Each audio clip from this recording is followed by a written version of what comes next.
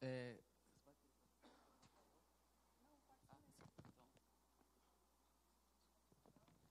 vou chamar aqui, então, a minha amiga Janaína de Almeida Rocha, que é graduada em Engenharia Florestal pela UNB, tem mestrado em Ciências de Florestas Tropicais, com área de concentração em Manejo Florestal pelo Instituto Nacional de Pesquisas da Amazônia, o INPA, e atualmente é analista ambiental do Instituto de Proteção Ambiental do Amazonas e gerente de cadastro de florestas do Serviço Florestal Brasileiro, que é a instituição que ele está aqui representando, e vai nos falar aí sobre o cadastro ambiental rural.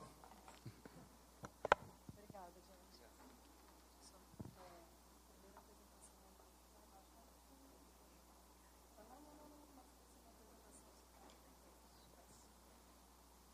Se quiser passar para a máquina, eu acho que no pendrive ela fica meio travando. Isso. Isso.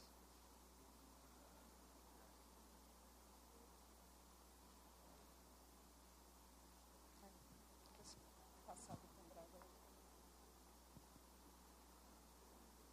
Isso.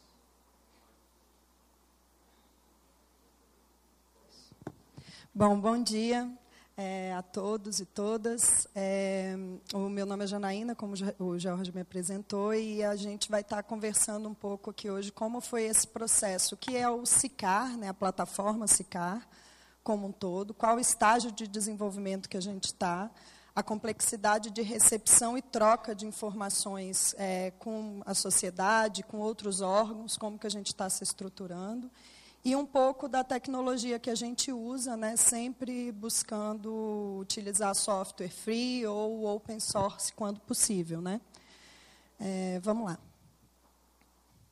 Bom, então, a apresentação, apesar de eu estar fazendo a apresentação pelo Serviço Florestal Brasileiro, os nossos colegas da Universidade Federal de Lavras estão conosco nessa caminhada desde o princípio, né? A gente tem aí 4 anos de trabalho, 5, na verdade, né, 4 anos do sistema na praça, mas 5 anos de trabalho mais concentrado nessa organização dos insumos e do desenvolvimento do software em si.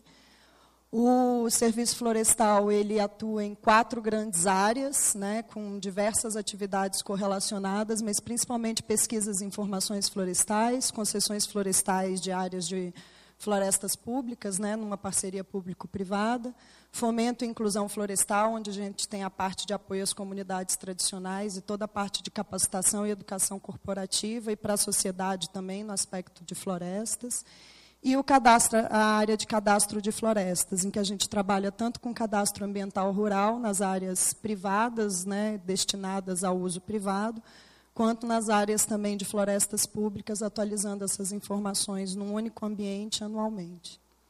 Pode passar. O SICAR ele tem uma arquitetura diferenciada, porque ele tem receptores de ambientes offline e também uma área online. Tudo que vocês estão vendo em cinza são os módulos do sistema que estão dentro do ambiente online. O SICAR, ele é importante que seja dito, ele é um sistema evolutivo, modular e customizável, né? Então, vocês vão ver mais para frente que a nossa relação com as unidades federativas, considerando que tanto o cadastro quanto os programas de regularização ambiental previstos no Código Florestal Brasileiro, eles acontecem nos estados, né, preferencialmente nos estados e municípios, mas principalmente nos estados, e essas características de ser um software modular e customizável são muito interessantes para que os estados possam continuar evoluindo e trazendo as especificidades necessárias, né, para as atividades de regularização ambiental nesses imóveis rurais. Os módulos que estão aqui em branco, todos eles funcionam em ambientes offline.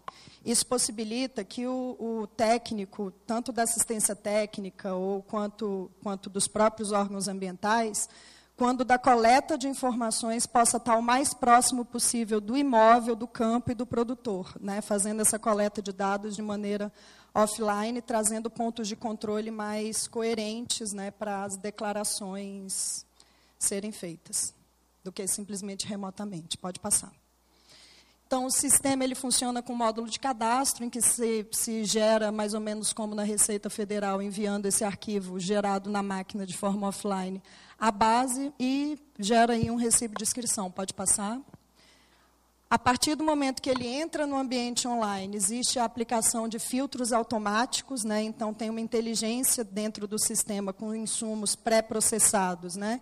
De imagens de satélite em diferentes anos, também de vetores de bases públicas oficiais, como terras indígenas, áreas embargadas, enfim, em que o sistema toma algumas decisões de forma automática, gerando indícios.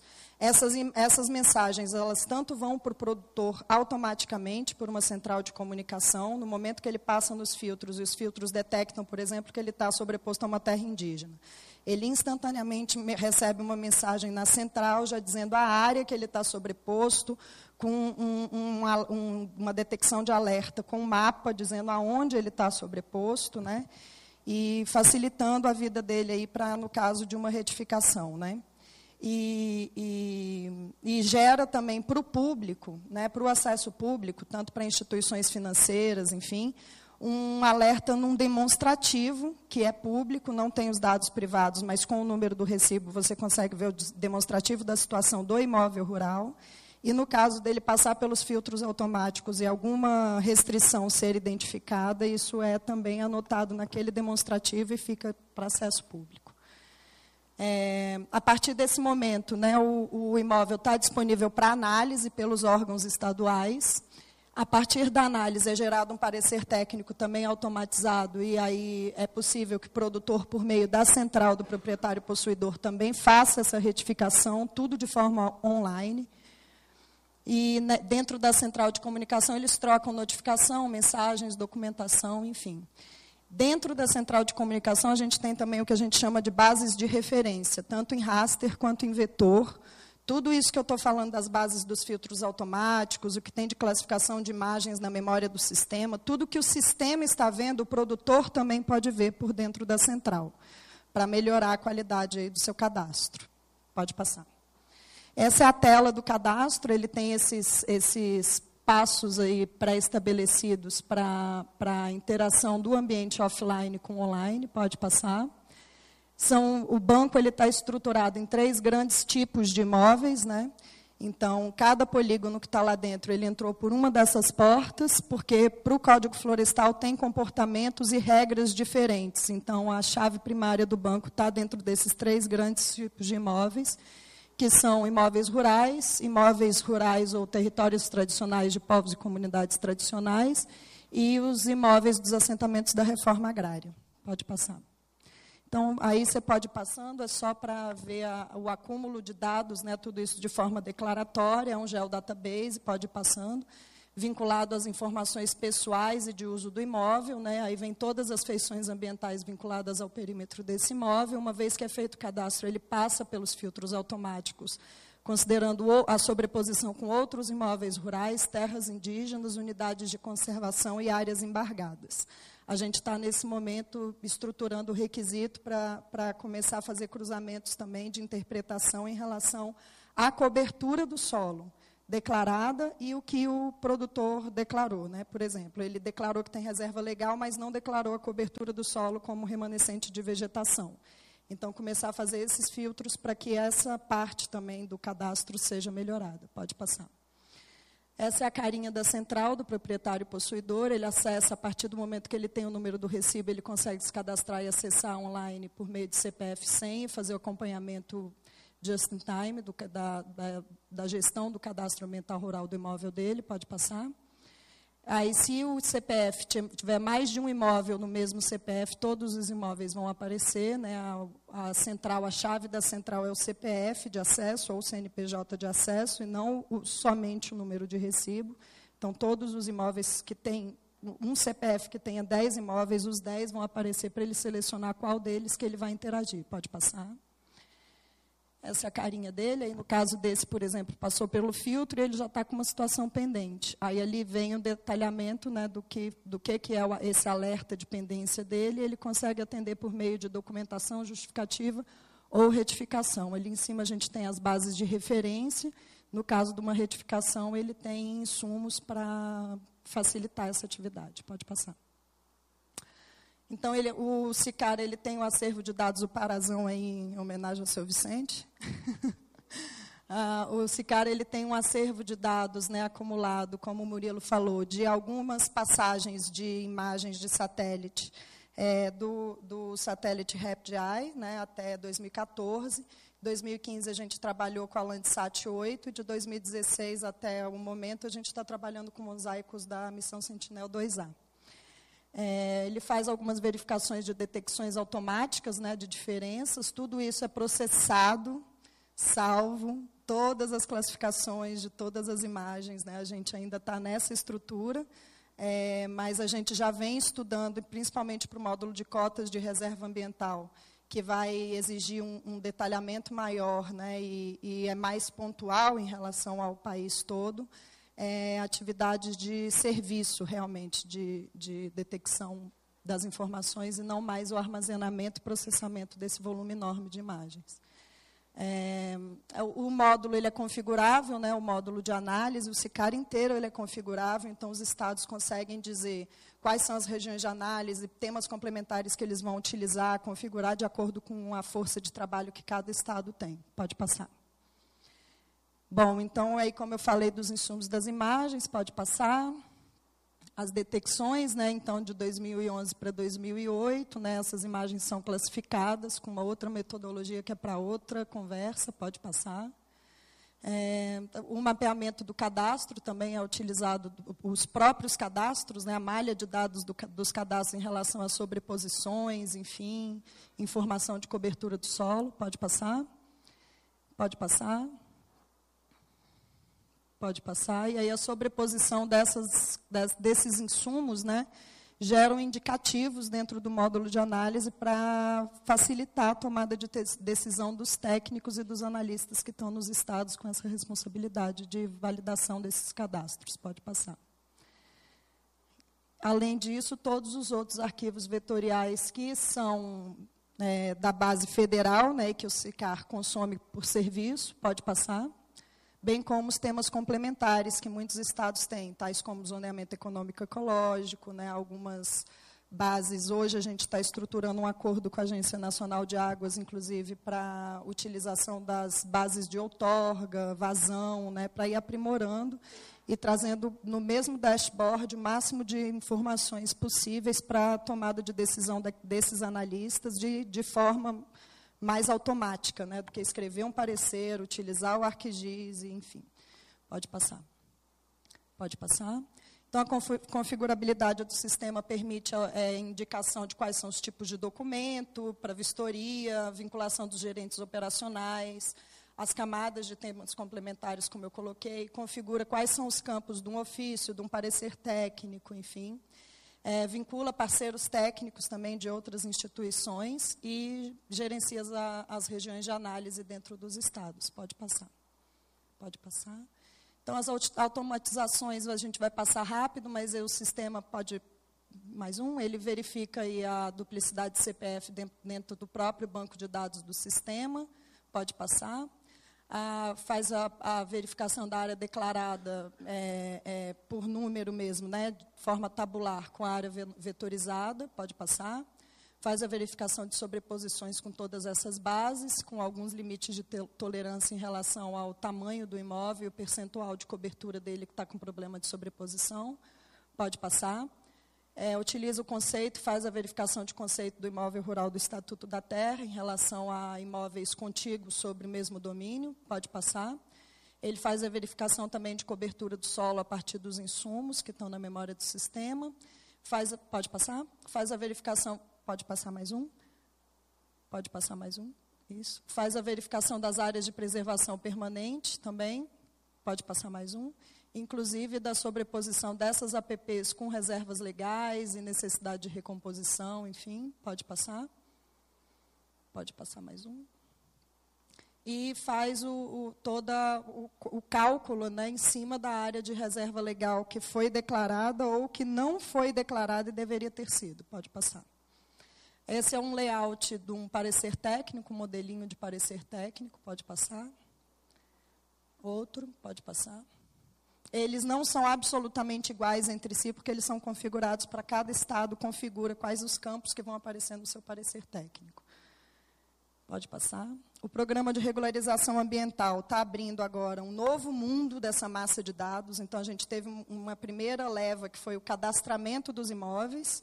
Agora, a gente está tendo a detecção dos passivos, a análise e validação desses passivos, e uma nova massa de dados está vindo para dentro do sistema, com as alternativas que esses produtores vão adotar para seguir a regularidade ambiental prevista no Código Florestal Brasileiro, né? Então, a partir para o módulo de PRA, ele novamente tem um momento offline, como é no módulo de inscrição, em que pode ir até o produtor fazer a coleta dessas informações sem a necessidade da internet. Ele acessa esse módulo e os insumos necessários para esse módulo por meio da central do proprietário possuidor na aba de regularização ambiental, faz o download e instalação desse módulo na máquina. A partir da aba regularização ambiental, ele tem também um arquivo que a gente chama .ana, que é um extrato da análise, né, informações, um arquivinho, que vem com as informações do extrato da análise automática ou da análise do técnico, quando já tiver sido processado, e a partir desse arquivo .ana, ele concordando com o passivo, ele vai fazer as proposições em cima desse passivo já pré-calculado pelo sistema. E o órgão estadual, então, aí vai fazer a convocação, após a análise dessa proposta, para a celebração do termo de compromisso e para que o cidadão possa fazer usufruto do direito de cumprimento aí da regularização, do compromisso da regularização ambiental. Pode passar. Pode passar. Pode ir passando.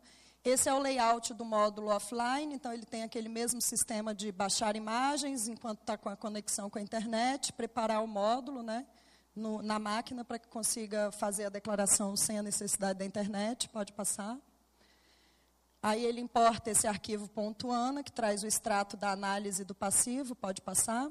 E aí, a partir desse momento, ele escolhe as alternativas. A gente vai passar agora rapidamente, mas ele tem as alternativas de recomposição, compensação, a solicitação de suspensão de sanções administrativas. O sistema já organiza a proposta dele em ciclos, de acordo com o previsto no Código Florestal, aí que ele tem até 20 anos para fazer recomposição, né? Pode passar. E aí ele vai desenhando aí nas alternativas que ele tem. As alternativas de recomposição, que são condução da regeneração natural, plantios de muda, enfim, ele vai desenhando, em cima da área que ele tem passivo, quais são as alternativas que ele vai adotar para cada uma das áreas de APP, reserva legal e uso restrito. Pode passar. Então, condução da regeneração, plantio de espécies conjugada, né, com a condução da regeneração natural, ou plantio intercalado de espécies exóticas com nativas. Pode passar. Aí ele vai definindo também cada pedaço, qual vai ser o foco dele para cada ciclo. Né, os ciclos, no caso, podem se sobrepor, dependendo do método que for adotado. Pode passar. Aí ele vai detalhando também, nesse caso aí ele está detalhando a área de preservação permanente. Pode passar. No caso das reservas legais, se a opção dele for de fazer compensação dentro do módulo, ele também faz a proposta. Pode passar. Aí ele tem a área compensar calculada, vai cadastrar uma nova compensação. Pode passar. Aí ele vai escolher da compensação se ele vai fazer aquisição de cota, arrendamento de área, uma doação de imóvel dentro de unidade de conservação que não admite domínio privado, né? Cadastramento de imóvel em mesma titularidade. Pode passar. E aí ele vai fazendo o detalhamento dessa alternativa de compensação. Pode passar. Uma das telas não veio, mas é a tela onde ele informa qual é o imóvel onde ele vai compensar, se for unidade de conservação, o código do SINUC dela. Pode passar. E ele está cadastrando uma sanção administrativa, ele pode cadastrar, então, auto de infração, embargo, né, embargo com auto de infração. Pode passar mais um. Ele já referencia a área também que ele está se referindo, para que isso conste do termo de compromisso, para que ele possa pedir a suspensão no órgão que foi o órgão autuante. Pode passar. Aí ele finaliza essa etapa. Pode passar. E aí ele pode finalizar a proposta, então, depois de cadastradas as alternativas que ele escolheu, ele finaliza essa proposta simplificada. Pode passar. Faz o download ou do arquivo .pra, né, ou da proposta em PDF. Esse arquivo .pra ele precisa enviar pela internet, assim como o .car. Né? Uma vez que ele envia, gera para a simples conferência a minuta do termo de compromisso. Pode passar. Essa minuta pode ir passando. Essa minuta de termo de compromisso, ela é analisada pelo órgão ambiental que o convoca para a celebração da assinatura. Pode passar. Pode passar. E aí, dentro do módulo monitoramento, o órgão ambiental consegue, por meio da ficha do PRA, pode passar, visualizar todas as informações que foram declaradas, enviadas naquele arquivo .car, né? Aí ele tem uma minuta de termo de compromisso que é editável no HTML, que ele faz as inserções das informações, um cartão de autógrafo com os dados do secretário, quando muda, facilita, né? Pode passar. Aí, na data da assinatura do termo, o órgão ambiental digita a data e anexa o termo de compromisso, inicialmente ainda fisicamente assinado, e, a partir desse momento, o relógio de contagem do prazo dos ciclos começa a monitorar automaticamente as intervenções e a pedir os relatórios, né? Ao fim de cada ciclo obrigatório, mas o Estado pode configurar de colocar menos tempo também, quando for o caso. Aí o monitoramento, que está em aprimoramento e desenvolvimento, né, dessas atividades, de monitorar, enfim, taxa fotossintética. A gente está estudando agora com a universidade quais vão ser os melhores métodos, né, e modos da gente fazer esse monitoramento em relação às detecções, porque a grande maioria do número de imóveis, elas são em torno de 100 hectares. Então, são imóveis relativamente pequenos para que a gente consiga monitorar esses passivos, né? Mas, ao mesmo tempo, a gente sabe que mais de 52% da área do país está na posse, são detentores desses imóveis, de mais de 52% do território nacional, imóveis acima de 10 módulos fiscais. E aí, obviamente, é que está concentrada a maior parte do passivo, não só porque ocupam a maior área, mas porque têm o uso mais intensivo da terra, né? Pode passar. Aí as cotas de reserva ambiental, que é o primeiro módulo, que o módulo de solicitação está desenvolvido, mas a gente está aguardando a publicação do decreto para ver se vai ter que ter algum ajuste, né? Pode passar.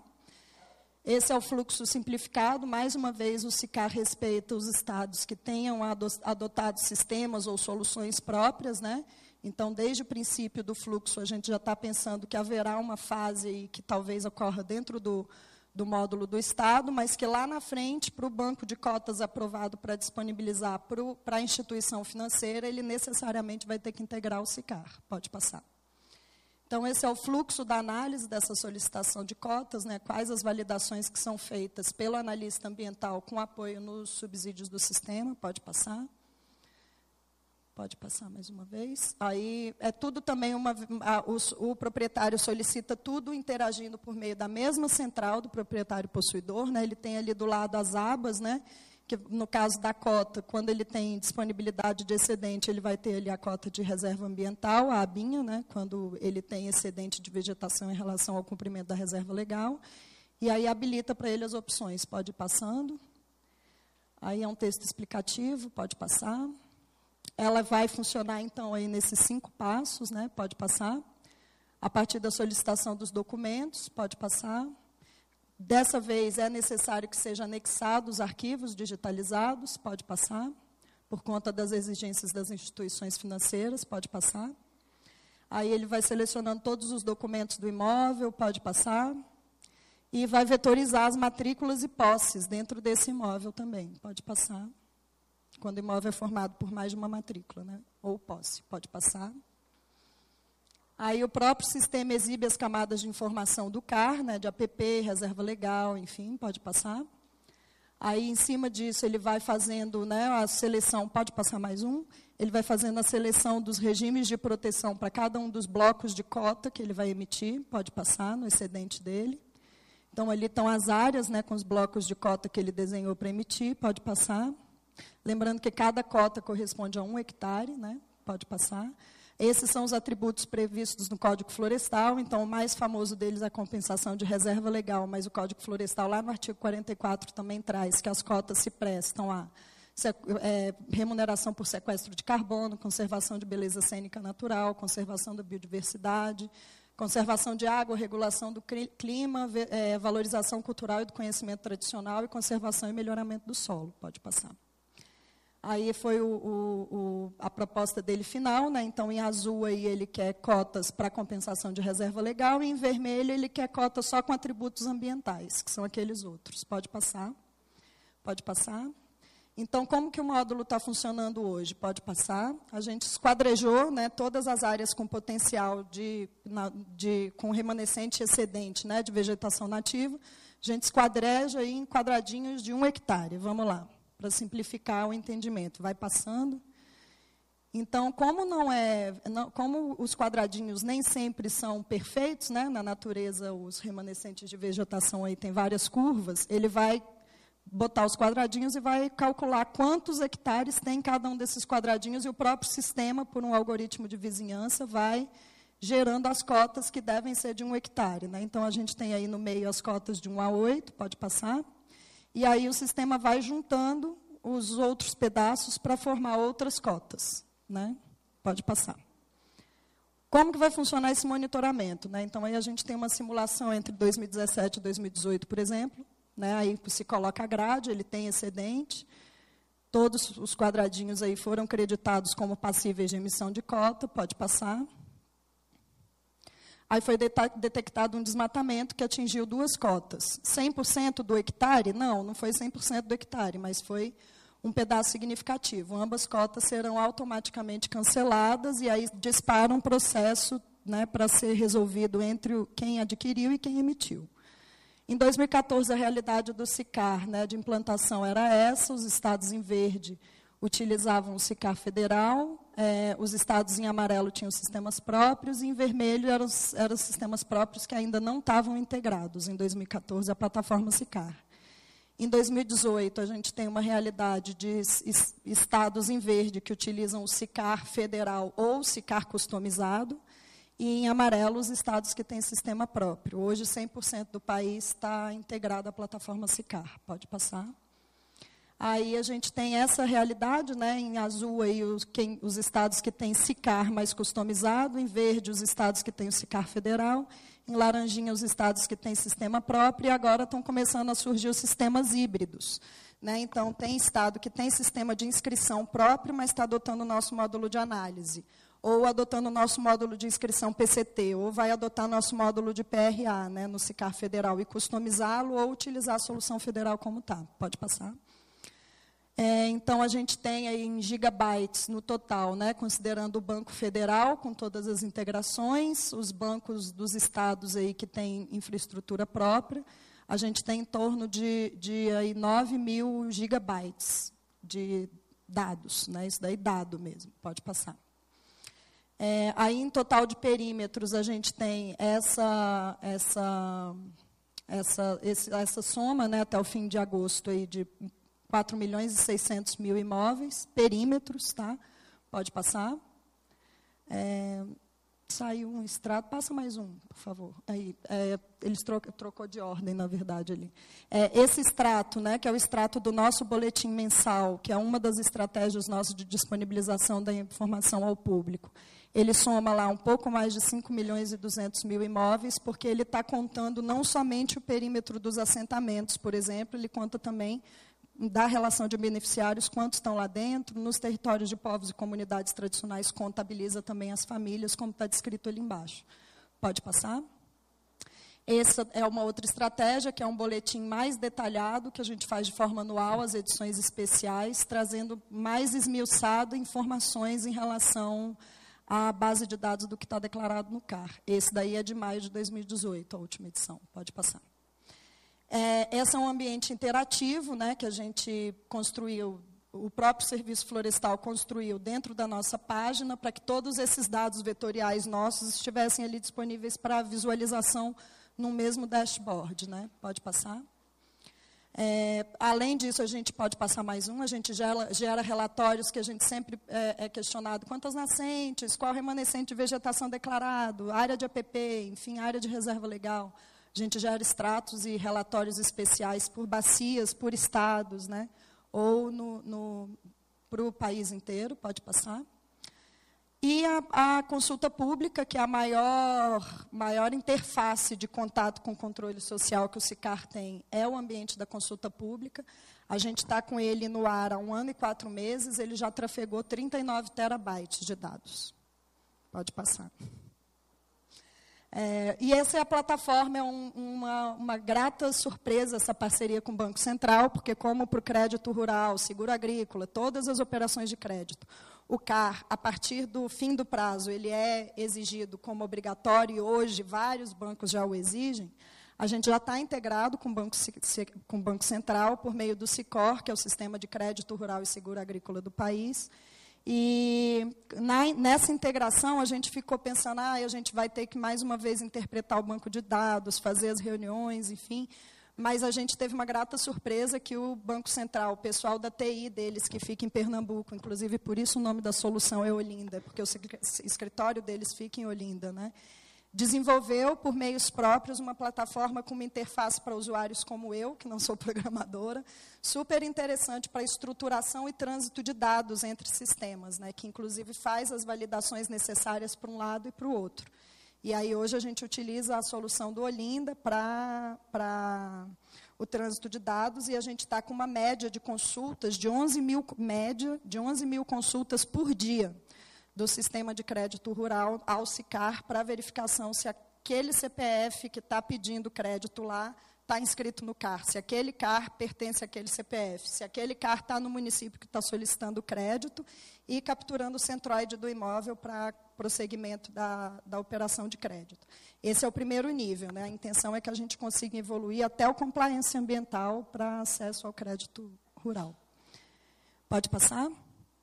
Aí tem algumas coisas da linguagem de especificação e serviços de dados, né? Ela tem poucas construções próprias, ela roda no próprio browser de internet, e ela embarca SQL, e com ela é possível declarar fontes de dados e serviços também. Pode passar.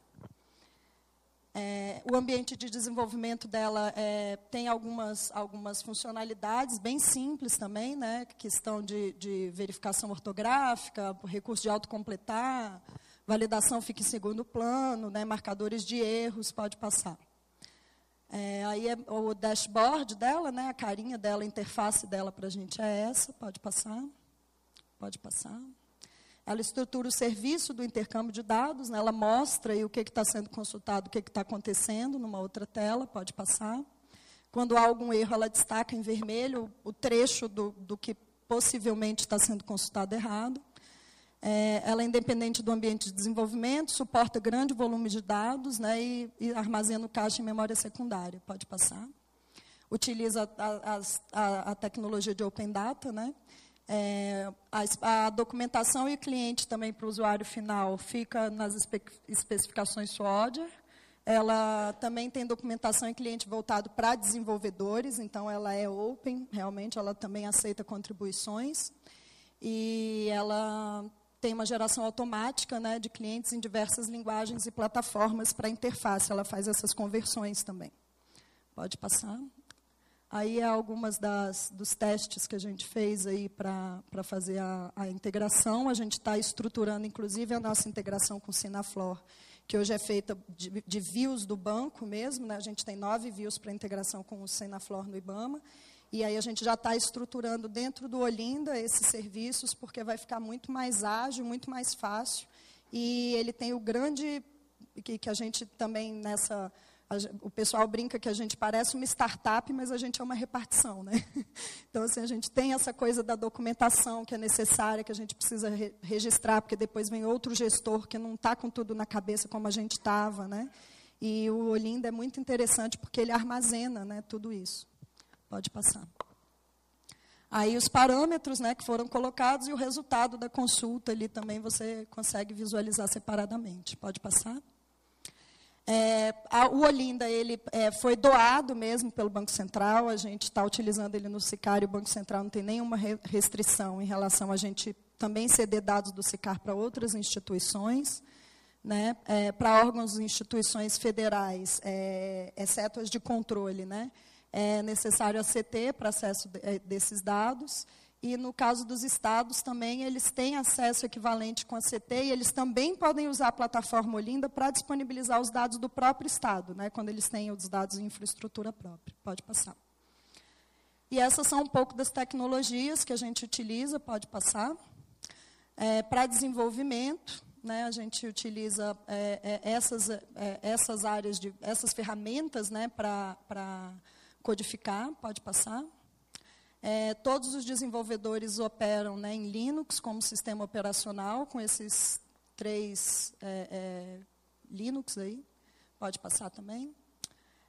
Os ambientes de desenvolvimento também a gente deixa pré-preparado, porque como é uma universidade, tem uma rotatividade muito grande de desenvolvedores, né? Tem os líderes de projeto que estão lá desde o começo do projeto, mas os desenvolvedores em si têm um ciclo muito grande, né? Do pessoal que forma, trabalha um tempo no laboratório, sai, chega outro.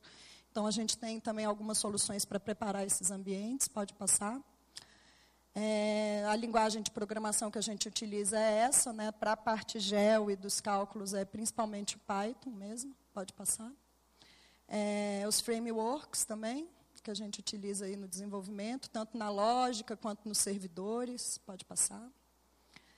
O armazenamento dos dados também é em PostgreSQL, né? Mongo também é SQLite, dependendo de quais são os módulos, né?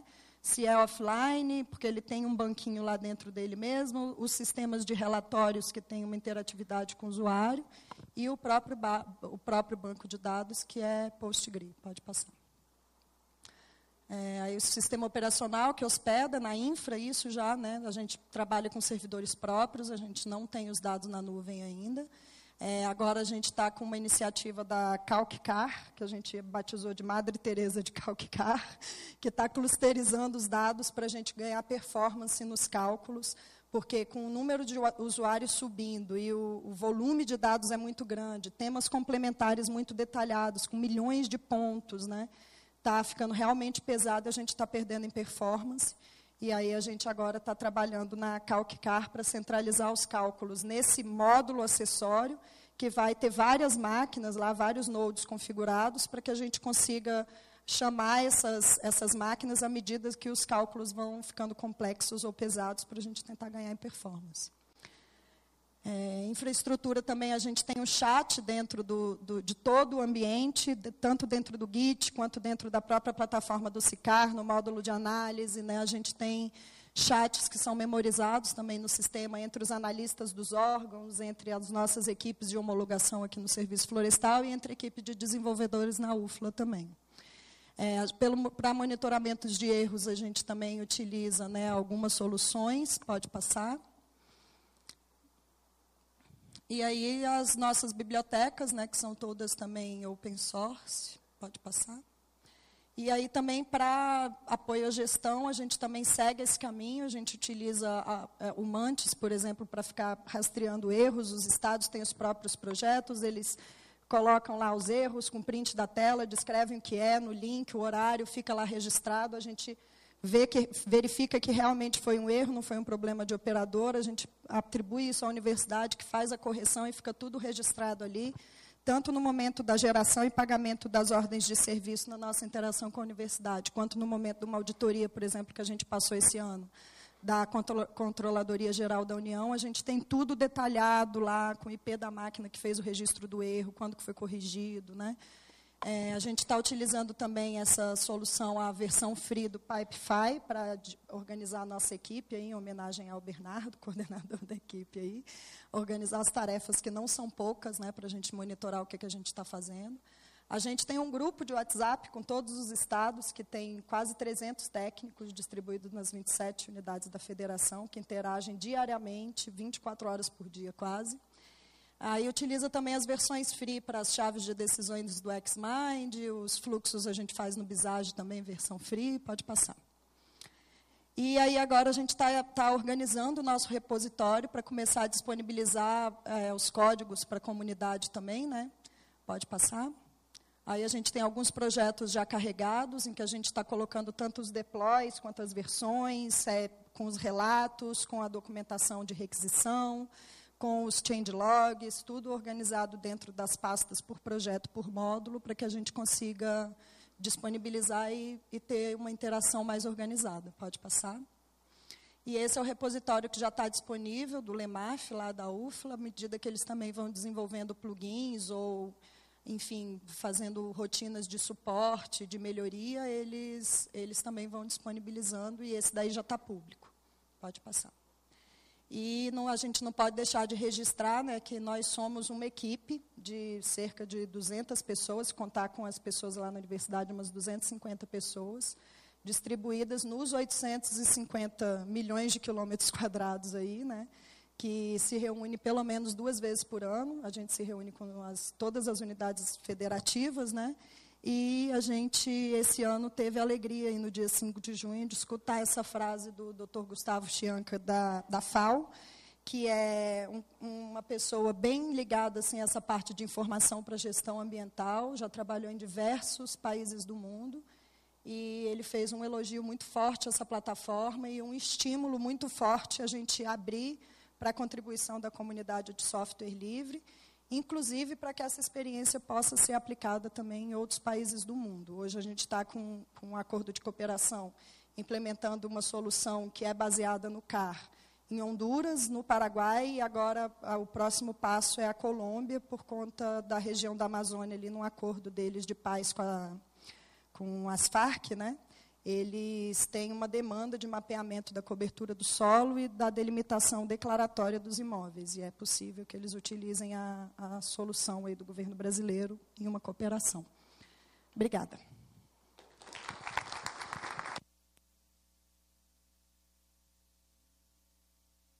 Obrigado, Janaína.